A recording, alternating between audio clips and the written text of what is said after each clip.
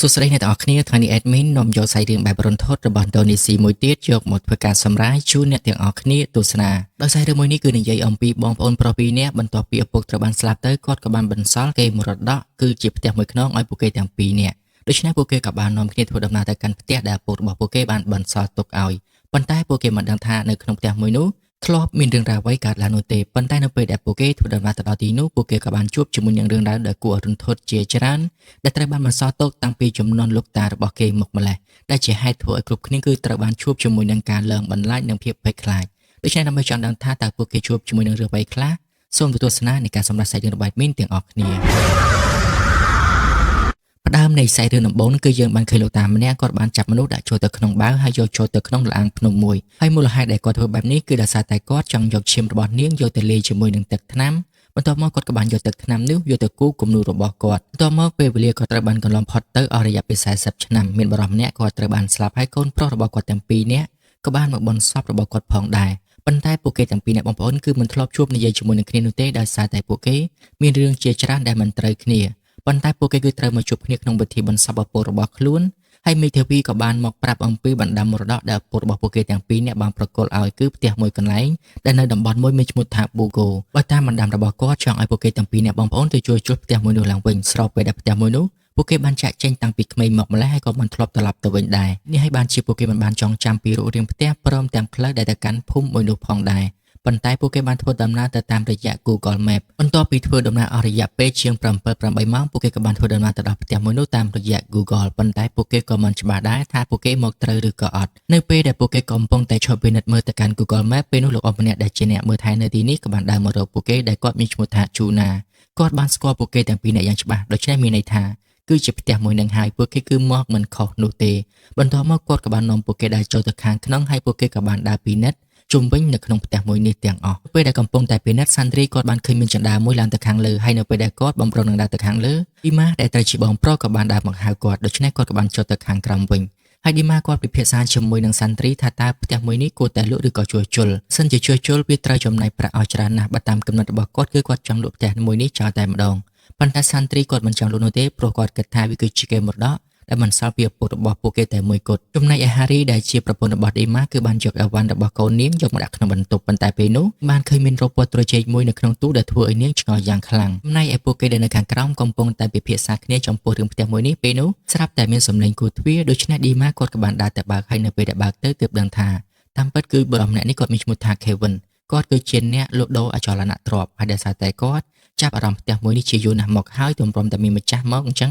បានជាគាត់មកជួបពួកគេដោយផ្ទាល់បែបនេះគាត់ចង់ទិញយកផ្ទះមួយនេះពីពួកគេតែម្ដងគឺមានមនុស្សម្នាក់ត្រូវការផ្ទះមួយនេះដូច្នេះពួកគេអាចនឹងលក់ទាន់ពេលវេលាដែលគេត្រូវការប៉ុន្តែមើលទៅសាន់ទ្រីគាត់បានបដិសេធថាគាត់មិនចង់លក់នោះទេដូច្នេះ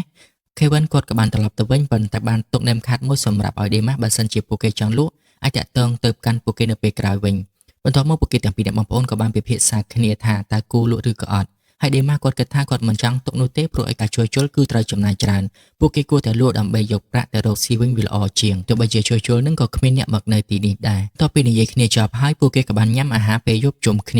ាស្របពេលដែលបងប្អូនទាំងពីរអ្នកនេះគឺមិនធ្លាប់ជួបគ្នានិយាយគ្នាល្អបែបនេះទាល់តែសោះប៉ុន្តែទើបតែពេលនេះពួកគេនិយាយគ្នាដូចជាសប្បាយចិត្តយ៉ាងខ្លាំងបន្ទាប់ពីញ៉ាំអាហាររួចហើយនឹងពួកគេបានរៀបចំអីវ៉ាន់ទុកដាក់រៀងៗខ្លួនហើយនៅពេលដែលហារីនាងកំពុងតែរៀបចំអីវ៉ាន់នៅក្នុងបន្ទប់របស់នាងបែរជាបានឃើញរូបពណ៌ត្រជាក់នោះជាមកព្យួរនៅក្នុងបន្ទប់របស់នាងទាំងនាងបានរៀបចំដាក់វានៅក្នុងបន្ទប់កូនស្រីរបស់នាងឯណោះធ្វើឲ្យនាងឆ្ងល់យ៉ាងខ្លាំងហើយនៅពេលដែលប្តីរបស់នាងចូលមកនាងក៏បានសួរគាត់ថាតើគាត់មានបានយករូបនេះមកដាក់នៅទីនេះឬក៏អត់ប៉ុន្តែគាត់បានបដិសេធថាគាត់មិនដឹងនោះទេអញ្ចឹងតើអ្នកណាគេជាអ្នកដាក់ព្រោះឯនាងច្បាស់ណាស់ថានាងគឺបានដាក់នៅក្នុងបន្ទប់សាន់ត្រាប៉ុន្តែឌីម៉ាបាននិយាយថាប្រហែលជាអូនហត់នៅពេលបានជាអូនច្រឡំបែបនេះគុំគិតច្រើនពេកឆាប់សម្រាកទៅលុះដល់ស្អែកឡើងសាទ្រីគាត់ក៏បានដើរពិនិត្យបន្ទប់នៅក្នុងផ្ទះមួយនេះហើយគាត់ក៏បានឃើញមានបន្ទប់មួយគឺជាបន្ទប់ឪពុករបស់គាត់ដែលបានបន្សល់ទុកនៅហ្វីលដែលគាត់បានថតជាច្រើននៅទីនេះបន្ទាប់ពីរួចរាល់គាត់ក៏បានចេញមកថតរូបនៅឯខាងក្រៅវិ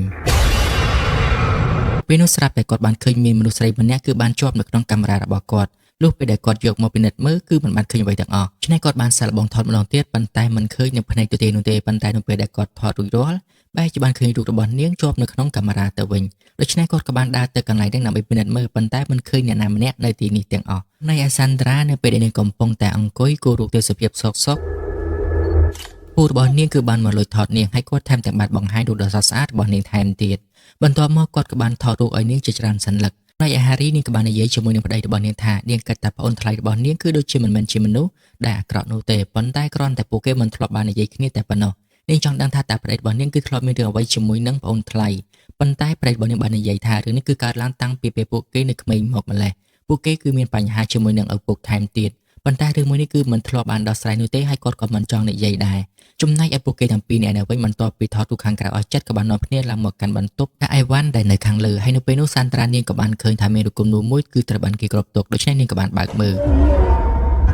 ពេលដែលនាងបើកមើលហើយធ្វើឲ្យនាងមានអារម្មណ៍ថារូបគំនូរនេះគួរឲ្យខ្លាចដូច្នេះនាងក៏បានដើរថយក្រោយរហូតធ្វើឲ្យដៃរបស់នាងគឺត្រូវបានមុតជាមួយនឹងដៃគោដែលនៅទីនេះពេលដែលចូលមកដល់ខាងក្រោមវិញឌីម៉ាបានស្ដីឲ្យសាត្រីថាហេតុឲ្យបានជាមិនចេះមើលក្មួយបែរជាបណ្ដោយឲ្យក្មួយរបួសបែបនេះប៉ុន្តែនាងបានប្រាប់ថាមិនមែនជាកំហុសរបស់គាត់នោះទេគឺជាកំហុសរបស់នាងដោយសារតែនាងភ័យខ្លាចដោយខ្លួនឯងពេលនោះក៏ស្រាប់តែមានទូរស័ព្ទមួយបានខលមកដូច្នេះឌីម៉ាបានប្រាប់ថាឯងជួយមើលបងថ្លៃនិងក្មួយរបស់ឯងផងយើងមានការចេញទៅខាងក្រៅគឺនិយាយពីរឿងផ្ទះមួយនេះហើយនឹងឯងគឺជាអ្នកហៅគាត់មកហើយនៅពេលដែលគាត់មកឃើញគំនូរច្រើនបែបនេះធ្វើឲ្យគាត់មានការភ្ញាក់ផ្អើលយ៉ាងខ្លាំងឆ្នៃខាវិនក៏បានប្រាប់ថាអ្នកដែលចង់ទិញផ្ទះរបស់លោកគឺជាម្ចាស់គំនូរទាំង12ផ្ទាំងនឹងឯងចង់ទិញយកផ្ទះរបស់លោកព្រោះតែគាត់ជឿថានៅក្នុងផ្ទះរបស់លោកគឺមានគំនូរបែបនេះមួយផ្ទាំងទៀតដែលជាផ្ទាំងទី13ព្រោះគាត់ធ្លាប់បានធ្វើការកម្មង់ទៅកាន់លោកតារបស់លោកឲ្យគូគំនូរ13ផ្ទាំងប៉ុន្តែលោកតារបស់លោកគឺគូបានត្រឹមតែ12ផ្ទាំងតែប៉ុណ្ណោះហើយនៅសល់មួយផ្ទាំងទៀតដែលជាផ្ទាំងចុងក្រោយនិងពិសេសជាងគេបែរជាមិនបានប្រគល់ឲ្យទៅវិញហើយឯ Kevin គាត់ក៏មិនធ្លាប់ដឹងដែរថាផ្ទះរបស់គាត់នឹងគឺមានគំនូរបែបនេះឬក៏អត់ចំណែកឯសាត្រីគាត់កំពុងតែឆែកនៅរូបថតដែលគាត់បានថតកាលពីព្រឹកមិញ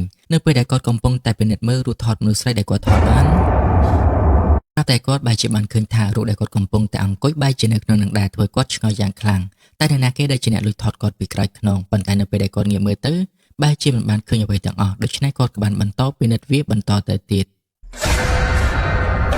លើកនេះរូបកាន់តែច្បាស់ទៅនឹងចិត្តទៅធ្វើឲ្យគាត់ឆ្ងល់យ៉ាងខ្លាំងតែនរណាគេលួចថតគាត់ពីក្រោយប៉ុន្តែទោះបីជាមានអ្នកលួចថតប៉ុន្មានក៏មិនអាចចូលទៅក្នុងកុំព្យូទ័ររបស់គាត់ភ្លាមដែរធ្វើឲ្យគាត់កាន់តែឆ្ងល់និងធ្វើការពិនិត្យវាឡើងវិញដោយយកចិត្តទុកដាក់ទឹកនេះគឺគាត់បានឃើញថាមានដៃនៅលើស្មារបស់គាត់ធ្វើឲ្យគាត់មិនស្រណុកនៅក្នុងចិត្តគាត់ក៏បានយកកាមេរ៉ារបស់គាត់ថតជុំវិញបន្ទប់នេះទាំងអស់បន្ទាប់មកគាត់ក៏បានកូពីនិងចូលទៅឆែកមើលគាត់គឺបានឆែកម្ដង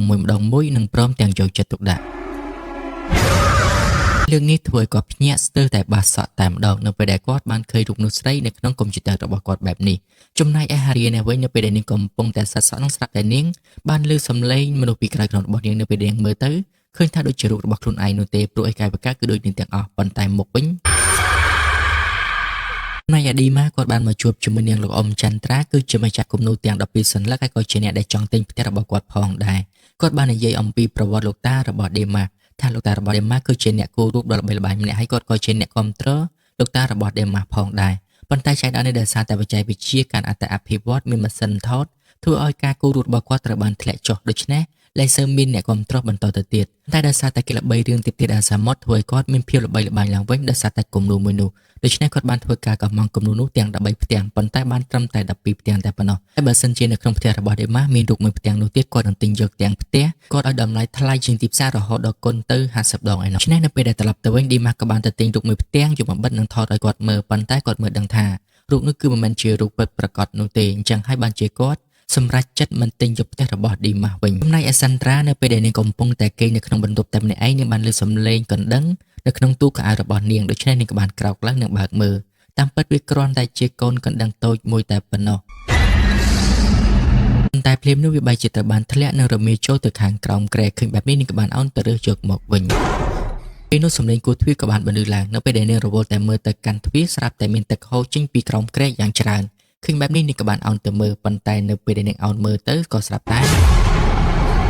ភ័យខ្លាំងពេករហូតធ្វើឲ្យនាងសន្លប់ដូច្នេះម្ដាយរបស់នាងក៏បានចូលទៅយកនាងដើម្បីឲ្យមកគេងជាមួយនឹងគាត់ប៉ុន្តែនៅពេលដែលគាត់កំពុងតែរៀបគេងទៅហើយគាត់បានឮសំឡេងដូចជាមានមនុស្សបានដើរចូលមកដែលនាងគិតថាប្រហែលជាប្តីរបស់នាងប៉ុន្តែនៅពេលដែលនាងមើលទៅបែរជាមិនបានឃើញអ្វីទាំងអស់ដូច្នេះនាងក៏បានប្រាសខ្លួនដេកវិញបាត់ទៅលុះយប់បន្តិចនាងក៏បានគេងលក់ប៉ុន្តែនៅពេលនោះស្រាប់តែមានសត្វប្រចៀវជាច្រើនបានហោះចូលឡើងពេញបន្ទប់និងចូលទៅក្នុងមាត់របស់នាង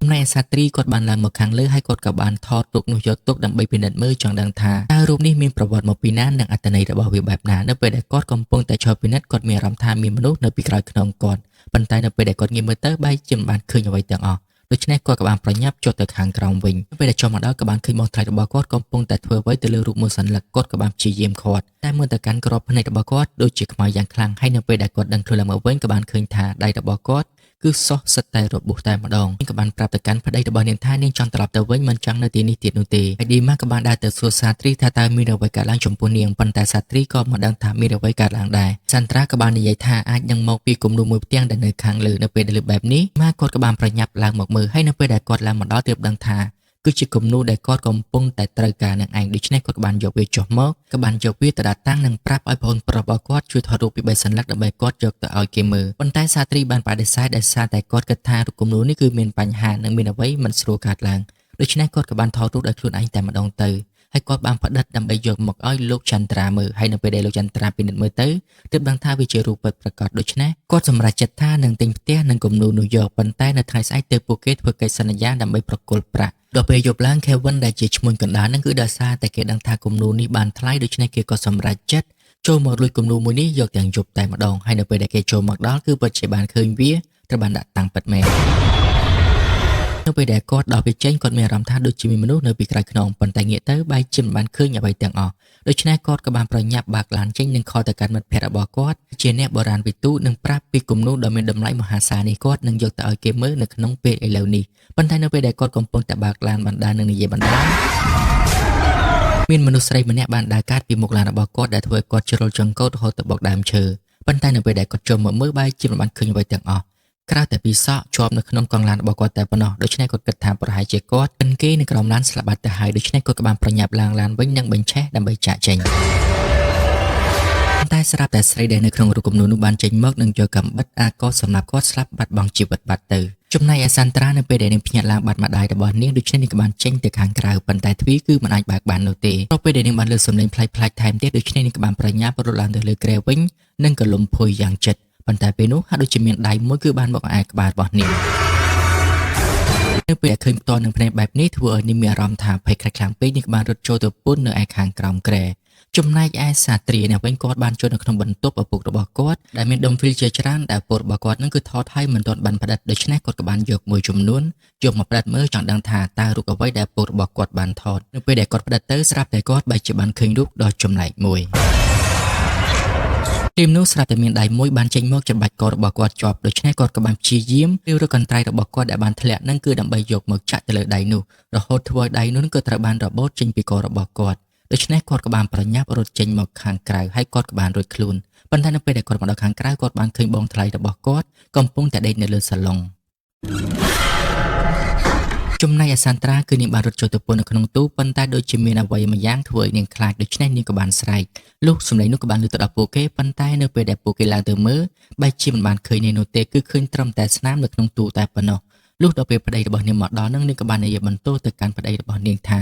គ្រប់យ៉ាងគឺមកពីគាត់មិនព្រមចាក់ចេញពីទីនេះគាត់ទៅប៉ះពាល់រូបគំនូរមួយនោះបានធ្វើឲ្យកូនរបស់ពួកគេត្រូវបានបាត់សារតែមើលទៅនាងល្វើយខ្លាំងពេកឌីម៉ាក៏បានយកនាងមកឲ្យសម្រាកបន្ទាប់មកពួកគេទាំងពីរអ្នកបងប្អូនចូលទៅផ្ដិតនៅរូបថតដែលពុតរបស់ពួកគេបានថតនិងមិនទាន់បានផ្ដិតហើយពួកគេក៏បានឃើញថាគឺពួកគេបានឃើញលោកតារបស់ពួកគេថតជាមួយនឹងអ្នកដែលចង់ទិញរូបគំនូរជាមួយនឹងលោកអ៊ំជូណាដែលជាអ្នកមើលថែផ្ទះឲ្យពួកគេដូច្នេះឌីម៉ាគាត់ដឹងថាគឺមានតែលោកអ៊ំជូណាតែប៉ុណ្ណោះដែលអាចជួយពួកគេបានក្នុងការស្វែងរកកូនរបស់ពួកគេដែលត្រូវបានបាត់ភ្លាមនោះគាត់ក៏បានបើកឡានដើម្បីមករកផ្ទះរបស់លោកអ៊ំជូណាតែម្ដងហើយលោកអ៊ំជូណាក៏បានប្រាប់អំពីរឿងរ៉ាវមួយចំនួនពាក់ព័ន្ធជាមួយនឹងលោកតារបស់ពួកគេគឺលោកតារបស់ពួកគេត្រូវបានលោកចន្ទ្រាកំងឲ្យគូរូបរ៉ូគីដុលចំនួន13ផ្ទាំងឯណោះដែលគេស្គាល់ថាគឺជារាជិនីសមុទ្រខាងត្បូងនឹងឯងរូបមួយនឹងគឺតំណាងឲ្យភាពរុងរឿងនិងអំណាចហើយលោកតានឹងក៏បានយកនារីម្នាក់យកមកធ្វើជា model ដើម្បីគូរូបជំនួសឲ្យរាជិនីសមុទ្រខាងត្បូងព្រោះតែគាត់មិនធ្លាប់បានឃើញរូបរាងរបស់រាជិនីសមុទ្រខាងត្បូងឡើយប៉ុន្តែនាងបែរជាលងស្នេហ៍ជាមួយនឹងឪពុករបស់ពួកគេរហូតធ្វើឲ្យលោកតាខឹងដូច្នេះរូបទី13ហ្នឹងគ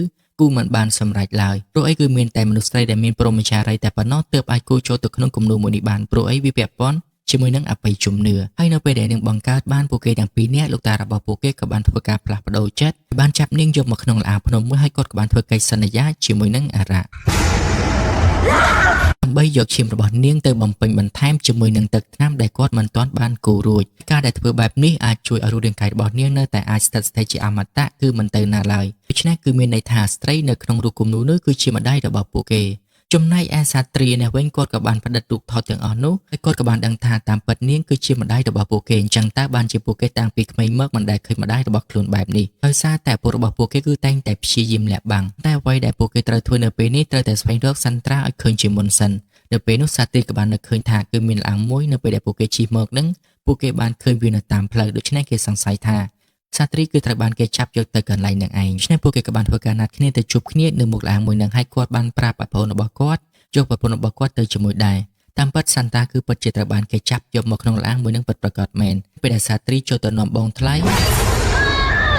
គាត់បែរជាត្រូវបានបងថ្លៃរបស់គាត់ព្យាយាមសម្លាប់គាត់ទៅវិញព្រោះឲ្យមើលទៅនាងហាក់ដូចជាត្រូវបានខ្មោចចូលបាត់ទៅហើយទោះបីជាគាត់ព្យាយាមនិយាយយ៉ាងណាក៏ដោយក៏នាងនៅតែព្យាយាមធ្វើការវាយប្រហារទៅលើគាត់ដដែលគោលបំណងរបស់នាងតែមួយគត់គឺសម្រាប់សាត្រានឹងឯងនៅពេលនោះនាងក៏បានទាញបានកំបិតមួយហើយក៏បានចាក់ទៅលើសាត្រាប៉ុន្តែគាត់បានព្យាយាមទប់និងធ្វើការសង្កត់ទៅលើនាងវិញតែភ្លាមៗនោះគាត់ក៏បានឃើញថាគឺជាបងថ្លៃស្រីរបស់គាត់ដូច្នេះគាត់ក៏បានលែងដៃវិញដែលជាហេតុធ្វើឲ្យនាងមានឱកាសចាក់ទៅលើគាត់មួយកំបិតនៅពេលដែលបានឃើញលោកអ៊ំជួណារត់ចូលមកគាត់ក៏បានសុំឲ្យលោកអ៊ំជួណាជួយប៉ុន្តែផ្ទុយទៅវិញលោកអ៊ំជួណាគឺបានវាយគាត់សន្លប់ហើយតាមពិតអ្នកដែលនៅពីក្រោយក្នុងរឿងរ៉ាវគ្រប់យ៉ាងគឺជាលោកអ៊ំជួណាសោះចំណែកឯឌីម៉ាគាត់បានធ្វើដំណើរមកកាន់ឡានភ្នំដែលបានណាត់គ្នាប៉ុន្តែនៅពេលដែលគាត់មកដល់បែរជាមិនបានឃើញពួកគេទាំងពីរនាក់សោះដូច្នេះគាត់គិតថាប្រហែលជាពួកគេបានចូលទៅខាងក្នុងបាត់ហើយដូច្នេះគាត់ក៏បានប្រញាប់រត់ចូលហើយលោកអ៊ំជួណាគាត់ក៏បានប្រញាប់ត្រឡប់មកវិញដើម្បីធ្វើពិធីរបស់គាត់បន្តទៀត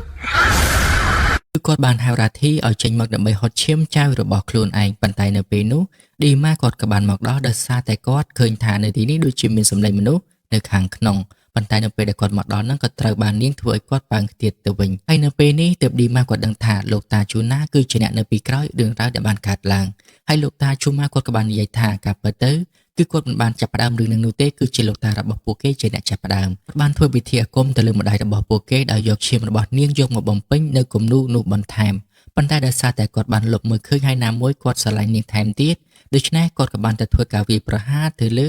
លោកតារបស់ពួកគេតែម្ដងពេលដែលគាត់កំពុងតែនិយាយភ្លេចខ្លួនឌីម៉ាក៏បានធ្វើការវាយប្រហារទៅលើគាត់ប៉ុន្តែត្រូវបានម្ដាយរបស់ខ្លួននឹងហក់មកធ្វើការសង្គ្រប់នៅលើគាត់តែម្ដងព្រោះអីម្ដាយរបស់ពួកគេត្រូវបានលោកតាជូណាបានបញ្ជានាងបានបាត់ទៅហើយដោយសារតែគាត់គឺជាអ្នកគ្រប់គ្រងអាគមដែលដាក់នៅលើនាងហើយណាមួយគឺគាត់ខឹងចំពោះនាងដោយសារតែនាងមិនព្រមជ្រើសរើសយកគាត់បែរជាជ្រើសរើសយកឪពុករបស់ពួកគេទៅវិញដែលឪពុករបស់ពួកគេគឺជាមនុស្សអាត្មានិយមនៅពេលដែលបានឃើញសពប្រពន្ធបែបនេះហើយគេមិនព្រមធ្វើអ្វីទាំងអស់បែរជារត់ចាក់ចេញទៅបាត់ទៅវិញធ្វើឲ្យគាត់គឺកាន់តែខឹងចំពោះនាងនិងឪពុករបស់ពួកគេឆ្នេះគាត់នឹងធ្វើឲ្យនាងផឹកនៅឈាមរបស់កូនចៅខ្លួនឯងប៉ុន្តែនៅពេលនោះឌីម៉ាគាត់ក៏បានសុកចិត្តប្រើឈាមរបស់ខ្លួនដើម្បីដោះបណ្ដាសាបានដាក់ទៅលើម្ដាយរបស់ខ្លួនឯងដើម្បីឲ្យគាត់បានរួចខ្លួនហើយនៅពេលដែលឈាមរបស់គាត់ស្រោចទៅលើមុខម្ដាយរបស់គាត់ពេលនោះនាងក៏បានដឹងខ្លួនឡើងមកវិញហើយនាងក៏បានទៅធ្វើការវាយប្រហារទៅលើលោកតាជូណាតែម្ដងទម្រាំតែពួកគេទាំងពីរអ្នកមកដល់នឹងគឺឌីម៉ាត្រូវបានស្លាប់បាត់បង់ជីវិតបាត់ទៅហើយឬគំនូរមួយនេះក៏ត្រូវបានរលាយសាបសូន្យផងដែរតមកសាត្រីក៏បានឲ្យគេកាយកន្លែងដែលលោកតាជូណាយកសាកសពម្ដាយរបស់គាត់យកមកកប់